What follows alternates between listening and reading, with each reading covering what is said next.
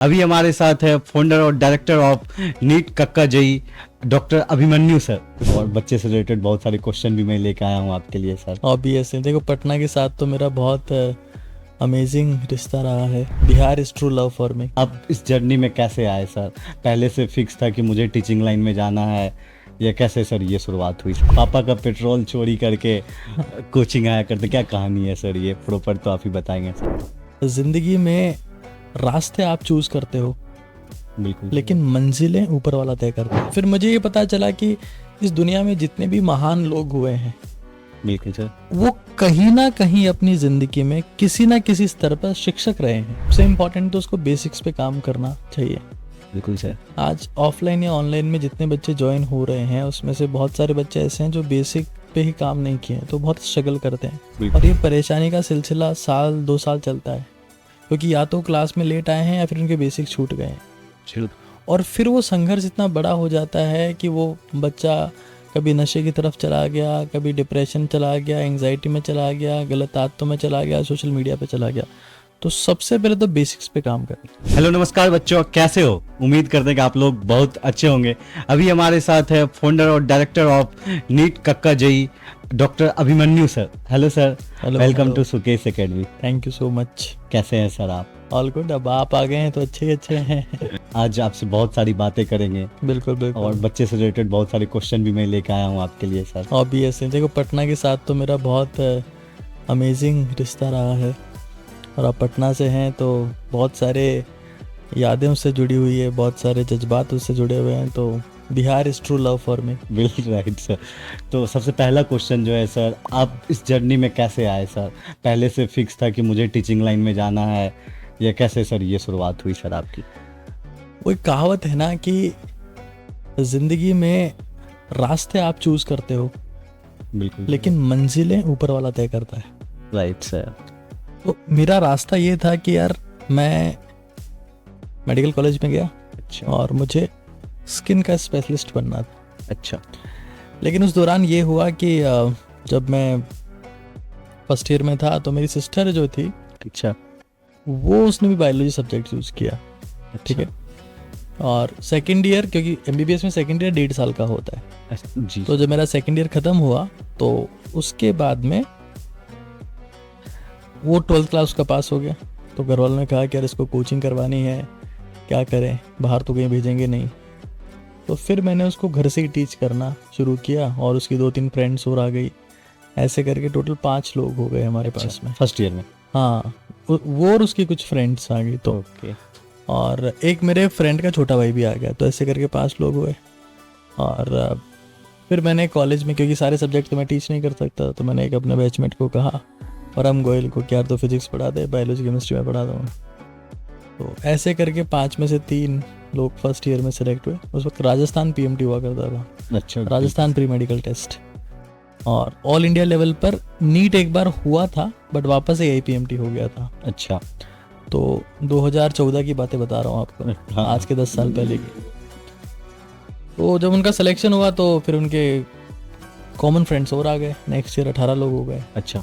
यानी हमको भी आप ही पढ़ाओ। मेरा कोई इंटेंशन कभी नहीं था कि मुझे टीचर बनना है। अच्छा। इवन मेडिकल कॉलेज में मेरे बैचमेट मुझे चिढ़ाते थे। अच्छा। कि देखो मास्टर आ गया, मास्टर आ गया, है ना। बिकॉज ऐसा भारत में एक परसेप्शन है कि मेडिकल फील्ड एक सुपीरियर प्रोफेशन है, टीचिंग फील्ड एक लो ग्रेड प्रोफेशन है। बिल्कुल सर। है ना। मास्टर लोगों को, मार्ड साहब को थोड़ा सा लोग नीची निगाहों से देखा जाता है, सम्मान भी थोड़ा कम मिलता है। वो सर सरकारी लेवल पे, गवर्नमेंट लेवल पे जाते हैं। एग्जैक्टली। तो लेकिन मुझे लगता है ना पर्सनली, जब फिर मैं इस फील्ड में काम किया, फिर 20 से हमारे पास में 66 बच्चे हो गए नेक्स्ट ईयर। क्योंकि 20 में हमने 6 बच्चों का सिलेक्शन दिया, 20 में 6 बच्चे सेलेक्ट। अच्छा, सेकंड ईयर में। हाँ, तो फिर 66 बच्चे हुए। लेकिन मैंने हमेशा देखा ना, इस प्रोफेशन के साथ में से कोई सा प्रोफेशन हो, बिल्कुल सर, अगर आप शिद्दत से काम करते हैं तो आप रेस्पेक्ट भी अर्न करते हैं, आप वैल्यू भी ऐड करते हैं, और आप कुछ ऐसा करते हैं जो सिग्निफिकेंट होता है, जिसकी इम्पोर्टेंस बहुत ज़्यादा होती है। और फिर मुझे ये पता चला कि इस दुनिया में जितने भी महान लोग हुए हैं, बिल्कुल सर, वो कहीं ना कहीं अपनी ज़िंदगी में किसी ना किसी स्तर पर शिक्षक रहे हैं। चाहे वो APJ अब्दुल कलाम हो, चाहे स्वामी विवेकानंद हो, चाहे महात्मा बुद्ध हो, चाहे महावीर हो। ये सभी लोग, और आज इनकी शिक्षाएं हम लोग याद रखते हैं, बिल्कुल सर। क्योंकि एक टाइम के बाद में जब इंसान का शरीर चला जाता है, शिक्षाएं रह जाती है। बिल्कुल सर, उनके ज्ञान दिए हुए रह बिल्कुल। जाते हैं। सर एक मैंने आपका वीडियो देखा था सर, उसमें मुझे आप सर बता रहे थे पापा का पेट्रोल चोरी करके कोचिंग आया करते, क्या कहानी है सर ये प्रॉपर तो आप ही बताएंगे सर। देखिए, जब हम लोग कोचिंग हमने स्टार्ट किया, जी सर। तो उस वक्त हम लोग मतलब मैं कॉलेज में ही था और हमारा थीम था no selection no fees. Okay, उस टाइम में सर। हाँ, क्योंकि हमको कौन देने वाला था फीस, ये बात मैंने कभी बताई नहीं कहीं पर भी। अच्छा। तो हम लोग 5,000 रुपये जो है बच्चों से लेते थे। और जब 6 बच्चे, मतलब शुरू में 5 बच्चे आए तो एक तो फ्री थी सिस्टर, तो ओके हाँ 4 की फीस ली 5,000 रुपये, तो हो गए 20,000 रुपये। बिल्कुल सर। अब 20,000 में साल भर चलाना है। अब 20,000 को अगर आप ये देख लीजिए 300 दिन में डिवाइड कर देंगे तो 150 रुपये के आसपास पर डे हुआ है ना। तो अब इतने में आपको खुद का भी देखना है, अपने साथी का भी देखना है। तो कई बार ऐसा होता था कि गाड़ी में तेल जो है वो ख़त्म हो जा रहा है और सुबह जाए तो कैसे जाएं, कॉलेज भी जा रहे हैं तो कैसे जा रहे हैं, बाहर भी जाएं तो कैसे जाएं। तो पापा की गाड़ी से थोड़ा सा अच्छा 250 ml 180 ml निकाल लेते। हाँ निकाल लेते थे। और हालांकि इस चीज़ को मैंने कभी बोला नहीं कहीं पर। अच्छा। मतलब ये मतलब कुछ लोगों ने तो इसके ऊपर वेब सीरीज तक क्रिएट कर दी है कि अच्छा। गाड़ी को धक्का देते हो, बट ठीक है, हर इंसान की लाइफ में स्ट्रगल होते हैं। जो स्टूडेंट तैयारी करते हैं उनके भी संघर्ष हैं।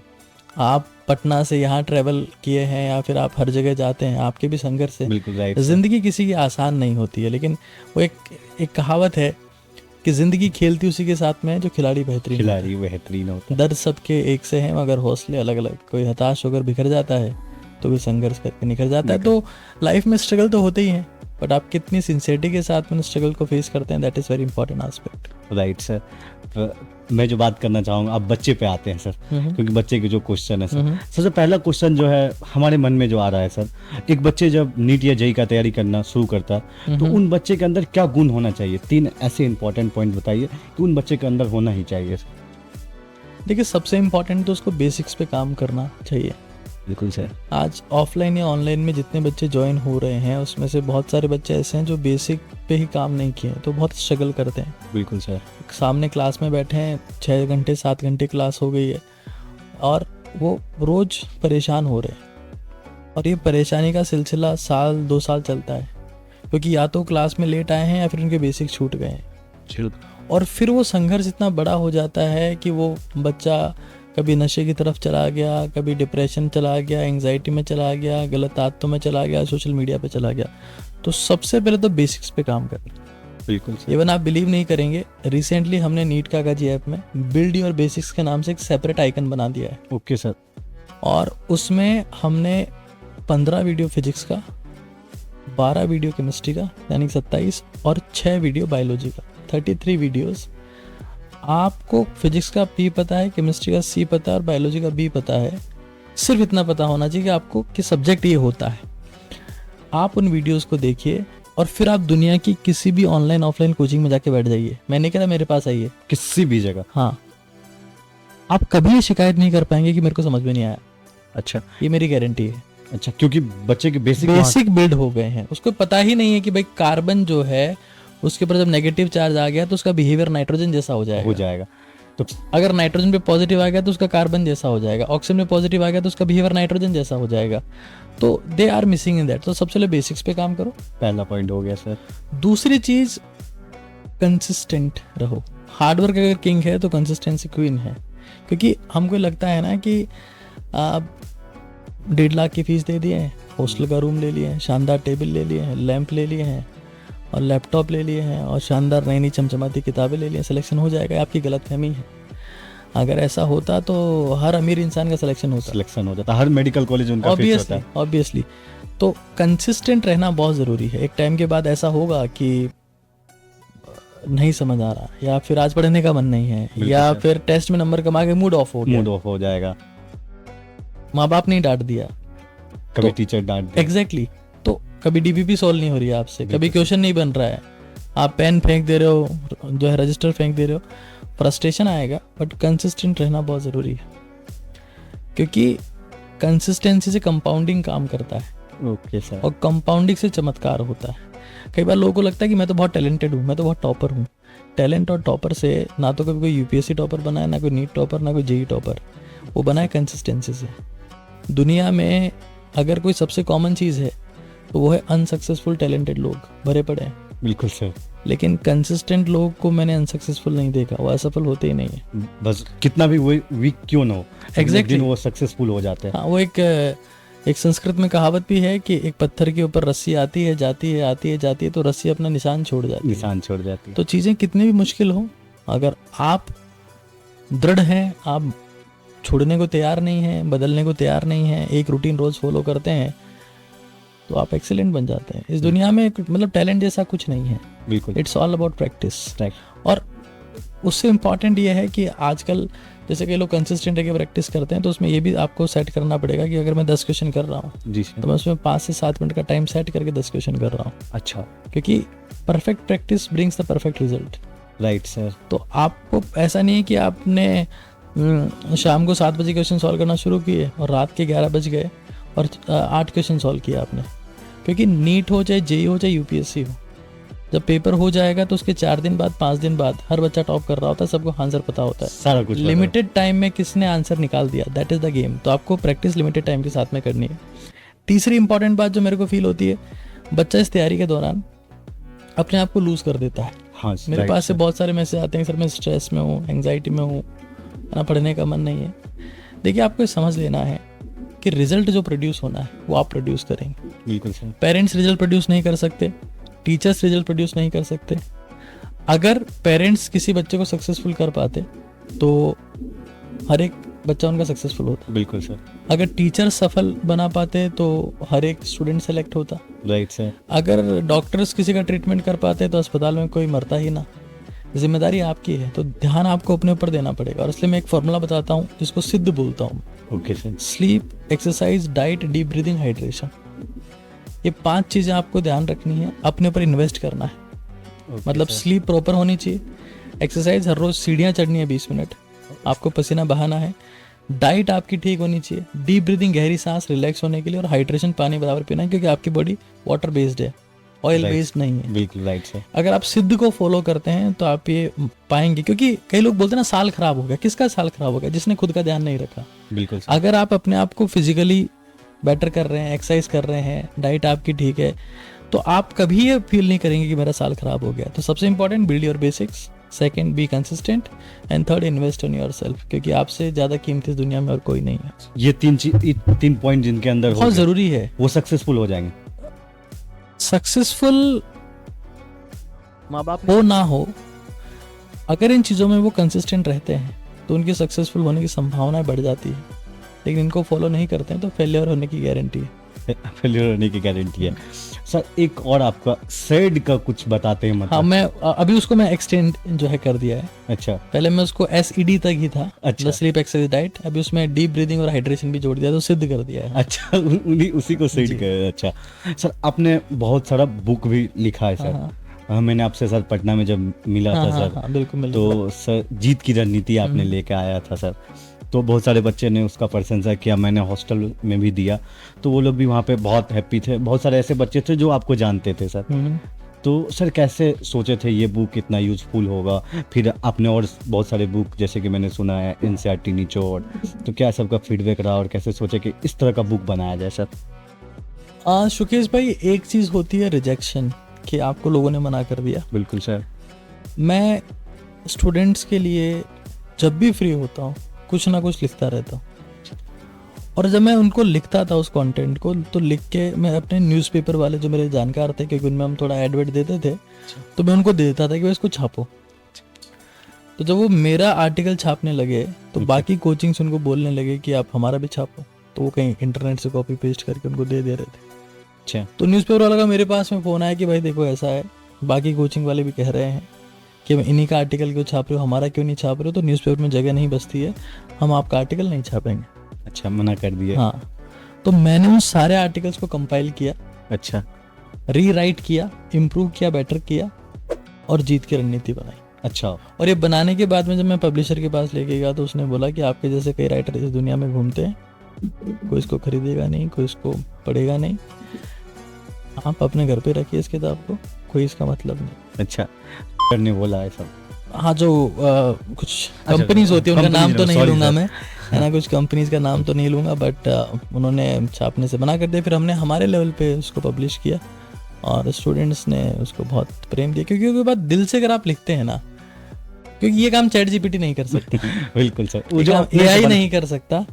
और इवन बहुत सारे एसएससी के, यूपीएससी के, गवर्नमेंट एग्जाम के एस्पिरेंट भी जीत की रणनीति पढ़ते हैं। फिर वो मेरे को रिक्वेस्ट करने लगे कि कुछ अलग से बुक लिखी हमारे लिए, तो फिर मैंने अफसर नाम की बुक लिखी। अच्छा, बाकी गवर्नमेंट एग्जाम एस्पिरेंट्स के लिए, उनके UPSC लिए के लिए अलग से अफसर। तो सर अभी जीत की रणनीति क्या है सर? मार्केटिंग 50,000 कॉपी सेल हो गई बिना कोई मार्केटिंग। बिना कोई मार्केटिंग के, मतलब अच्छी सेलिंग है सर। हाँ, मान सकते स्टूडेंट थोड़ा सा सपोर्ट करते हैं तो ठीक है सर। फन टॉक में आप गए हुए थे सर आसू सर के साथ। हाँ तो वो वीडियो मैंने देखा है सर। हाँ तो उसमें बात हो रही थी एनसीईआरटी निचोड़ की। हाँ तो किसी कंपनी ने आपके बुक को मंगाया था सर। हाँ हाँ। क्या थी कहानी सर वो? देखिए, कुछ लोग पहले ऐसे थे, देखिए जब किसी कंपनी में फंडिंग आती है ना, जी जी सर। तो कंपनी अग्रेसिव होने का दिखावा करती है। Right sir.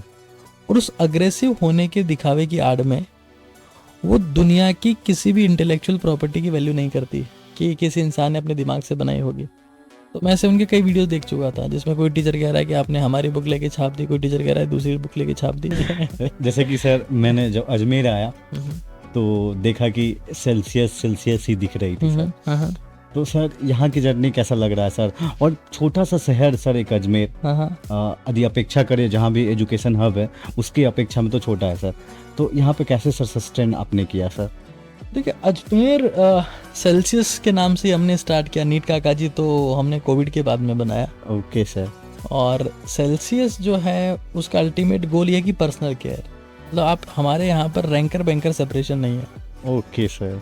जो आपको हर बड़ी जगह पे दिखेगा कि एक तो रिजल्ट वाला बैच है और एक नॉर्मल बैच है, हम ये नहीं करते हैं। We don't do that. तो अगर आप इस सिंसियरिटी के साथ में काम करते हो, हर साल कोर्स कंप्लीट कराते हो, अच्छे टीचर्स आपके पास में होते हैं, वही होते हैं जो ऑनलाइन में पढ़ा रहे होते हैं।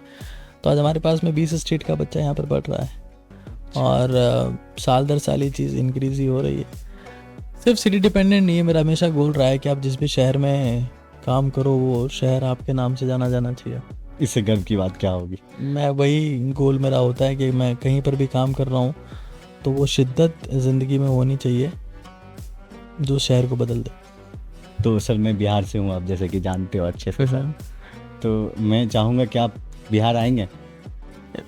हमारे पास में ऑनलाइन का जितना स्टूडेंट है, मैं आपको सच बता रहा हूँ, जितना प्रेम मुझे बिहार के बच्चे करते ना, मेरे घर वाले भी नहीं करते। माँ बाप जो रेस्पेक्ट उनमें है, जो डेडिकेशन उनमें है, जो टीचर के प्रति सम्मान है उनका, जो तहजीब है उनमें, मैंने किसी में नहीं देखी। वो उस बैकग्राउंड से बिलोंग करते हैं जहाँ पर उनको ना कंटेंट मिल रहा है, ना टीचर मिल रहे हैं, ना कुछ मिल रहा है, ना फाइनेंशियल कंडीशन ठीक है, बट उनमें लड़ने का जज्बा है। बिल्कुल सर। बिहार के पास अगर कुछ नहीं है ना तो संघर्ष का जज्बा है, जो और किसी के पास में नहीं। किसी के पास मेहनती होते। हाँ, वो इसलिए है ना क्योंकि उनके पास में कुछ है नहीं और वो लोग सब कुछ हासिल कर लेते एक दिन। तो बिहार में तो मैं जब भी जाता हूँ, अभी तो मैं 2 ही बार गया हूँ। एक बार तो मैं स्टूडेंट्स के साथ में बुक देने के लिए, उनसे बातचीत करने के लिए गया था। अब मेरा फिर से एक बार प्लान है, देखते हैं मेंटरशिप सेंटर या टेस्ट सीरीज़ किस फॉर्मेट में हम लोग वहाँ पर आएंगे। बट मैं बिहार के बच्चों की दिल से इज्जत करता हूँ। मैं हर बार ये कहता हूँ, जब मतलब कुछ लोग मुझे बोलते हैं सर आप लाइव क्लास में से बिहार की बात ही क्यों करते हैं, क्योंकि मुझे बिहार से प्रेम है। अच्छा। और किसी स्टेट का नाम लेता ही नहीं हूँ। तो कुछ लोग कहते हैं कि सर आप बिहार को जो है वो नीचे खींचते हैं। नहीं, that is my love for the Bihar. I just love Bihar, क्योंकि मैं बिहार के बच्चों को उनकी टोन में झाड़ देता हूँ। तो कई बार उनको लगता है आप कुछ अलग अलग चीजें हो जाती है उस वक्त जो लाइव चैट चल रही होती है उसके हिसाब से। कुछ याद हो सर बिहारी भाषा में सर बताया आप? जब मैं बिहार जाके आया था तो एक बेसिक स्टोरी थी। एक्चुअली वहाँ पर मैं वो चने और मूंगफलियाँ कुछ मिक्स करके देते हैं। बिल्कुल सर। कागज में। तो वहाँ पर उस जो है मेरे को रात को भूख लगी तो मैं वहाँ पे गया ठेले पर। अच्छा। तो उसने मूंगफली और ये सब दिया मेरे को, 5 या 6 रुपए लिए उसने जो भी।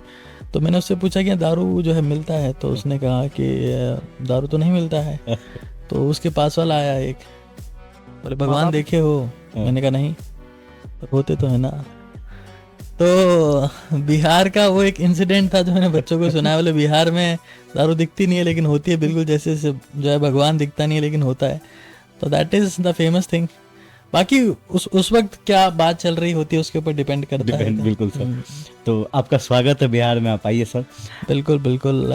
गोल यही रहेगा कि बिहार के जो स्टूडेंट्स हैं, कमाना तो देखो मेरा गोल कभी रहा नहीं, वरना मैं भी 10 जगह पर खोल चुका होता। बिल्कुल सर। मेरा टारगेट यही रहता है कि मैं जहाँ पर भी जाऊँ वहाँ 100% क्वालिटी दे पाऊँ। That is very important aspect for me. Right sir. जो अपना सवाल था कि नीट एस्पिरेंट्स के लिए, इवन वो चीज़ जेईई एस्पिरेंट्स के लिए वैल्यूबल है, यूपीएससी एस्पिरेंट्स के लिए वैल्यूबल है कि आपको बेसिक्स पे काम करना पड़ेगा। होता है ना, कई बार बच्चे दिल्ली पहुँच गए, 2 लाख रुपए दे दिए, उनको ये नहीं पता कि जीडीपी क्या होती है। बिल्कुल सर, नहीं पता होता। और वहाँ जाके द हिंदू उन्होंने क्या मंगवा लिया, हिंदू न्यूज़पेपर आ गया, हवा कुछ लग नहीं रही है। ये सेम काम जेईई में भी होता है। वो पेरेंट्स प्रेशर है, सोसाइटी का प्रेशर है, बच्चा कभी कहाँ चला गया, वो बच्चा सफ़र करता है। तो वो बच्चा सफ़र ना हो इसलिए हमने वो बिल्ड योर बेसिक्स बनाया है।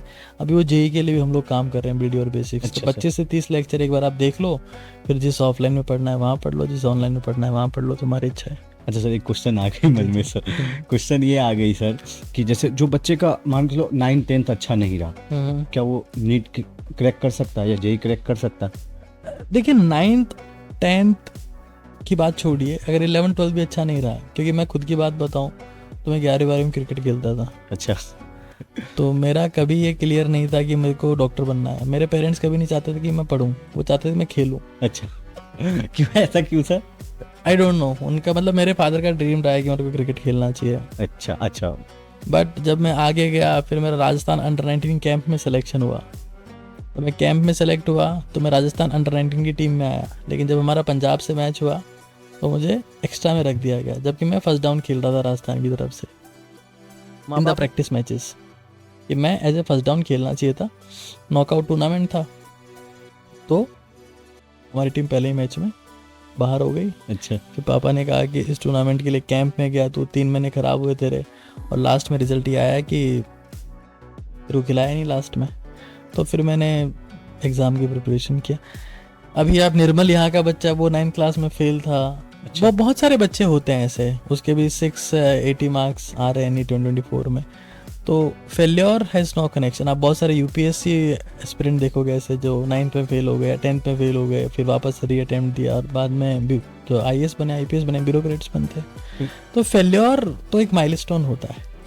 कुछ लोग फेल्योर को सर पे रख लेते हैं तो उसके नीचे दब जाते हैं, कुछ लोग पैरों के नीचे रखते हैं तो ऊपर उड़ जाते हैं। बिल्कुल, उसे डिपेंड करता है कि आप वो फेल्योर को सर पे रखते हैं कि पैरों के नीचे रखते हैं, वो आपकी चॉइस होती है। बस ये कह सकते हैं, बस इच्छा बना लो तो कभी भी आप कुछ कर सकते हो। हाँ, और सबसे इंपॉर्टेंट चीज़ ना, हार्मोन से हाईजैक नहीं होना है। अच्छा। 99% टीचर्स और पेरेंट्स इस मुद्दे के ऊपर बात नहीं करते कि हार्मोन्स से हाईजैक नहीं होना है। बच्चे हार्मोन से हाईजैक हो जाते हैं, गर्ल्स भी और बॉयज़ भी ऐसे ट्रैक पे चले जाते हैं, वहाँ से वापस नहीं लौट पाते। बिल्कुल सर। तो मैं जैसे OTT भारत हमने बनाया, जी सर, ओजस्वी तेजस्वी तपस्वी भारत, उसके ऊपर इसी बात के रिगार्डिंग हम कई सेशंस लेते हैं। Okay sir. तो जैसे कि सर एक होता है क्या, जब ये टेंडर हो, ये जो होता है बच्चे का भी सर अदर जेंडर में अट्रैक्शन हो जाती है सर। आप भी सुनते आ रहे होंगे कि बॉयफ्रेंड गर्लफ्रेंड हो जाते हैं, तो कुछ टाइम स्पेंड वहाँ करने लगते हैं सर। इससे कैसे बच्चे सर?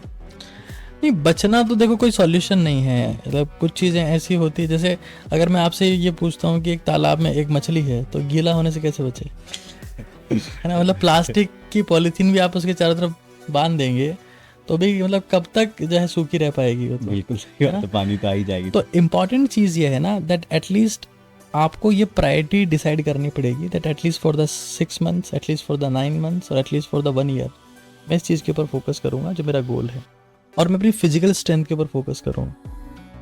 आप इन लोगों को देखना, मैं आपको एक इंसिडेंट बताता हूँ। एक मेरा फ्रेंड है, उसका नाम नहीं लूँगा, अजमेर का ही है। 23 साल उसकी एज रही होगी तब उसको हार्ट अटैक आया। क्यों आया? क्योंकि वो जियो की सिम के बाद में रात भर फोन पे बातें करता है, सो ही नहीं रहा है। अच्छा। सुबह दोनों साथ में मिलकर जिम कर रहे हैं। अच्छा, भर रात नहीं सो रहे, सुबह मार्केट। हाँ, उसके बाद में वो तो कहीं चली गई छोड़ के उसको। अच्छा। और ये एंजियोप्लास्टी करवा के बैठा है। तो जिंदगी में आपको समझना पड़ेगा, क्योंकि लोग आपको छोड़ के चले जाएंगे, ये होना है एक दिन। आपके पेरेंट्स आपको छोड़ के चले जाएंगे एक दिन, आपके दादा दादी आपको छोड़ के चले गए, तो बाकी लोग तो छोड़ के जाने ही हैं आपको। माँ बाप सिर्फ एक चीज आपके पास टिकेगी, वो होगा आपका करियर और आपकी हेल्थ। बिल्कुल आप सर। इनको अगर हल्के में लेते हैं तो आप तिनके की तरह उड़ा दिए जाओगे। तो आपको फोकस करना पड़ेगा, that is very important aspect. अगर आपको ये लगता है कि आप दोनों तीनों चीज़ें एक साथ कर लें, नहीं हो पाएगा। सेक्रीफाइस के डायरेक्टली प्रोपोर्शनल सक्सेस होती है। बिल्कुल राइट सर। अच्छा लगा बात करके sir. Same here. Thank you sir. Okay, all right, thank you so much. Thank you.